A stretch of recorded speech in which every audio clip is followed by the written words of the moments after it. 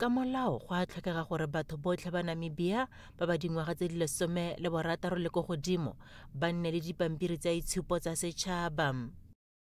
We know that when Re itse gore fa ngwana a nna le dingwaga tse di 16 le fa go sena go palelwa gotlhelele, ngwana yo o tshwanetse go ba dira mophato wa 10 le gore fa le mo mophatong wa 10 go tsamaela ko bokhutlong ja go kwala ditlhatlhobo tsa bofelo. Ditlhokego tsa go kwala ditlhatlhobo tseo ke go nna le karata ya mang. Ngwaga e fetileng lefapha la amogetse palo e ko godimo ya baikopedi.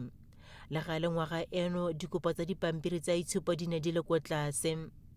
Ka jalo o rotloeditse batsadi le barutabana go thusa baithuti mabapi le seo.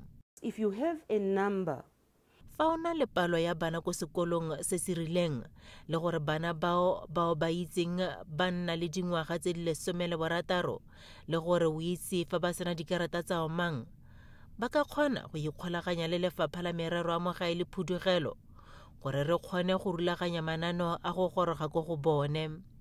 outreach programs.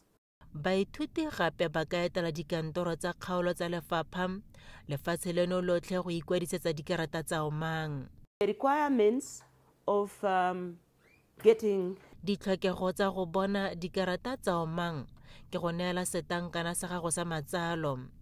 Setankana sa matsalo ke sone se se re neelang kitso ya go itse gore kitsiso ya matsalo e gatisitswe le gore tota o ngwana wa Namibia.